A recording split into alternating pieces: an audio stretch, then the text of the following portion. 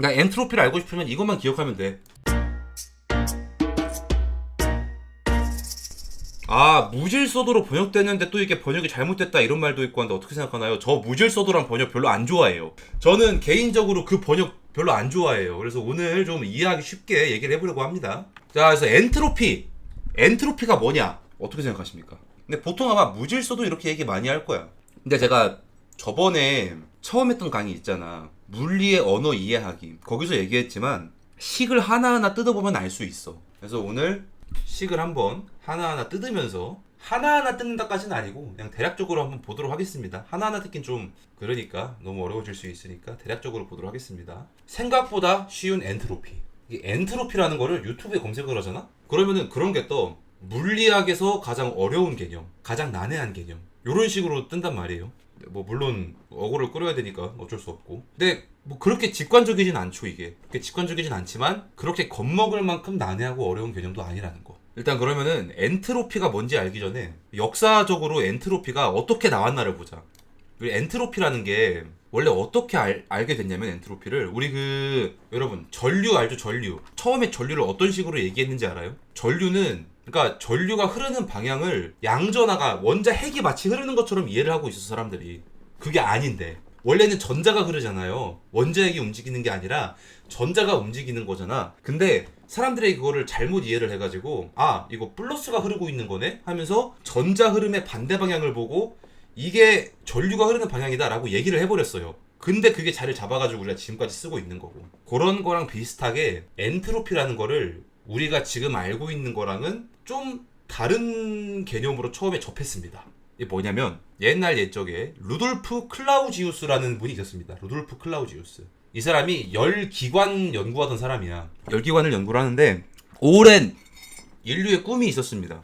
열을 이용해서 막 엔진 돌리고 막 그래요. 이 열 효율을 어떻게 최대한 끌어올릴까? 이걸 100% 쓰고 싶은데 자동차만 해도 40%가 된다고 하면 이거 굉장히 효율 좋은 거거든요. 근데 좀 아깝잖아. 이 열을 우리 원하는 만큼 쓰고 싶은데 자꾸 누가 이거 세금을 떼가는 거 아깝잖아. 나도 치즈직에서 치즈 받으면 40% 떼가는 거 아까워 죽겠는데 저는 근데 치즈직 좋아해요. 저는 숲에서 40% 떼가는 거 슈퍼치 30% 떼가는 거 아까워 죽겠는데 근데 저는 숲이랑 유튜브도 좋아합니다. 근데 고맙지. 왜냐면은 자연은 50% 넘게 떼가요 열을. 아 그거 얼마나 고마워. 우리 치즈직 숲 유튜브 굉장히 좋은 회사라고 생각을 하고요. 근데 이제 인간의 욕심은 끝이 없죠. 좀 덜 떼갔으면 좋겠는 거야. 최대한 이용하고 싶은 거야. 그래서 이 루돌프 클라우지우스라는 사람은 굉장히 많은 연구를 합니다. 어떻게 이 열기관의 효율을 높일 수 있을까 하다가 그러면서 무언가를 발견을 해요. 열기관의 이 효율을 분석하는 과정에서 열이 이제 고온에서 저온으로 굉장히 천천히 흐를 때 돌이킬 수 있을 정도로 굉장히 천천히 흐를 때 무언가 일정한 물리량이 있어. 물리량 하면은 저번에 얘기했지만 뭐 질량, 열, 온도 이런 거 있죠. 근데 온도를 천천히 내릴 때 무언가 변하지 않는 물리량이 있어. 근데 보면 알겠지만 뭔가 이 사람 잘못 짚었다는 생각이 들어요. 보여드릴게요 뭔지. 요겁니다. 딱 봐도 좀 보기 싫게 생겼죠? 델타 Q 오버 T 온도분의 델타 Q라는 게 천천히 바꾸면 되돌릴 수 있을 정도로 천천히 바꾸면 변하지 않는다. 이걸 알아낸 거야. 근데 간단하지가 않잖아. 이쁘지가 않잖아. 그렇죠. 온도분의 열량 변화인데 저기 R의 V라는 거는 리버시블이에요. 그러니까 되돌릴 수 있을 정도의 아무튼 그래서 어떤 그 시스템이 우리가 딱 어떤 시스템을 잡아. 이게 엔진일 수도 있고 뭘 수도 있고 아무튼 그 시스템을 잡았는데 그게 상태가 레볼루션 아니고요. A에서 B라는 상태로 갈 때 그러니까 뭔가 상태가 바뀌는 거죠. 근데 어떻게 바뀌든 간에 이 엔트로피의 변화량은 동일하다. 이런 식으로 알아내요. 근데 나중에 알고 보니 엔트로피를 이렇게 정의하는 것보다 다르게 정의하는 게 좋더라 라는 말이 나옵니다. 그래서 우리가 알아야 할 엔트로피는 사실 요게 아니라 요거예요. 나중에 이게 아까 전에 그 클라우지우스가 엔트로피를 알아내고서 한 20-30년 정도 지나서 볼츠만이라는 사람이 이제 확률, 통계 이런 거를 기반으로 엔트로피를 다시 정의합니다. 아마 이게 여러분이 아는 엔트로피의 형태일 거예요. 어려워 보이지? 근데 이거를 이제 쉽게 풀어줄게요. 어려운 말이 아닙니다, 사실. 여기서 중요한 거는 뭐냐면 얘. 시뻘겋게 한 거 이거.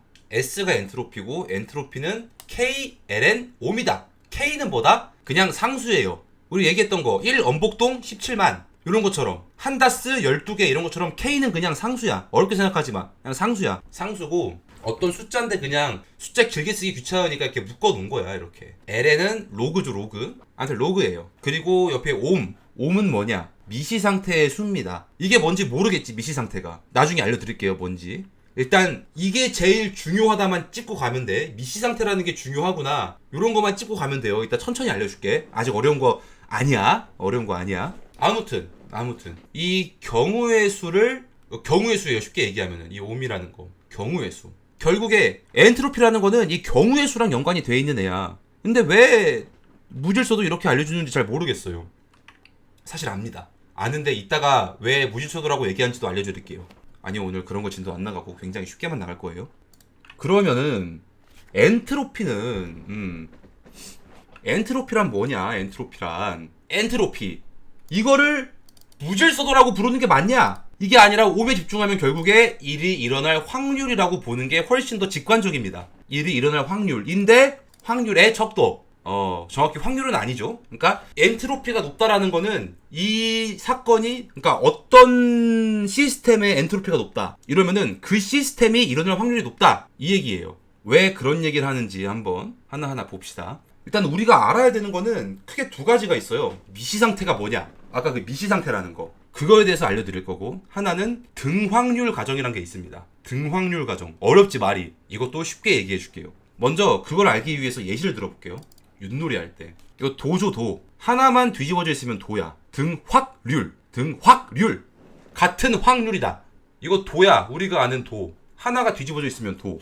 근데 여기서 윷이 뒤집어질 확률과 안 뒤집어질 확률은 각각 같다라고 가정을 합시다. 알겠죠? 각각 같다라고 일단 가정을 하자. 그런 거라고 치자. 이거는 도야, 도.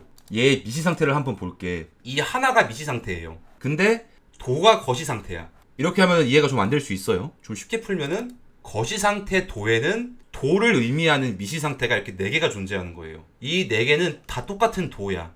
이렇게 하면은 거시 상태랑 미시 상태가 구분이 됩니까, 여러분? 그러니까 우리가 관측할 수 있는 거는 도야, 도. 근데 도를 나타낼 수 있는 거는 총 4가지다. 그 4가지를 미시 상태라고 부른다. 여기서 나오는 등확률 가정이란 게 뭐냐면은 이 미시 상태 하나하나는 모두 같은 확률로 나타난다는 게 등확률 가정이에요. 그러면 그러니까 각각 거시 상태 중에 그걸 나타낼 수 있는 미시 상태가 적은 게 나타나기 쉬울까요? 아니면 미시 상태가 많은 게 나타나기 쉬울까요? 각각의 미시 상태는 일어날 확률이 같잖아. 그러면 미시 상태가 적은 거랑 미시 상태가 많은 거 중에 뭐가 일어날 확률이 높을까? 그치? 확률이 같으면 미시가 많다고 하면 어떡해? 미시 상태가 많다고 해야지.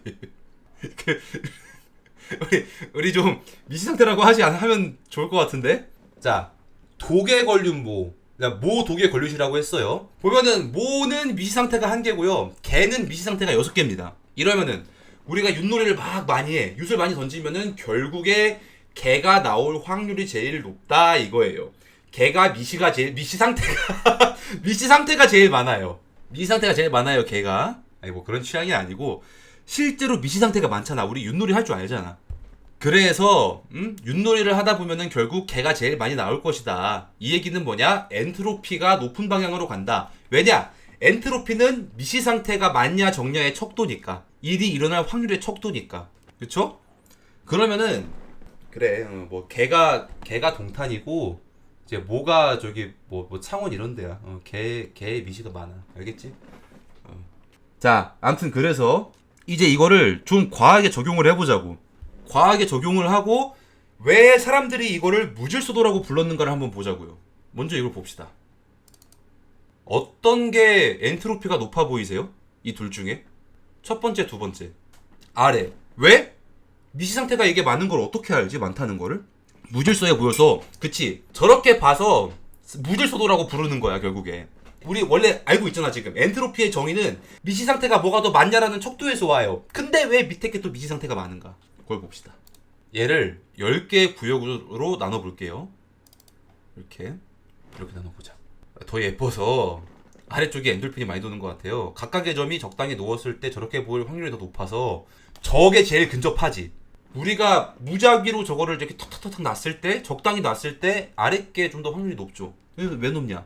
이러면 우리가 미시상태 정의를 잘해야 돼. 한번 봅시다. 그래서 과하게 적용을 해볼게. 이거를 이렇게 나누고 보면은 얘의 미시상태를 어떻게 볼 수 있냐? 이렇게 볼 수 있어요. 위에 거는 한 구역에 입자가 10개 있는 쓰레기라고 하자. 쓰레기. 책상 위에 쓰레기를 놨어. 쓰레기를 놨는데 10분의 1로 나눴을 때 한 구역에 쓰레기가 10개 모인 상태가 얘의 미시 상태야. 그럼 밑에는 한 구역에 딱 한 개씩 쓰레기가 있는 경우의 미시 상태. 그게 하나의 미시 상태인 거지. 이렇게 보면 이제 거시 상태를 알아봐야겠죠. 위에 거의 거시 상태는 몇 개가 될까요, 여러분? 한 구역에 쓰레기 10개가 모인 거. 이 미시 상태가 몇 개나 존재할 수 있을까? 10개죠. 그쵸?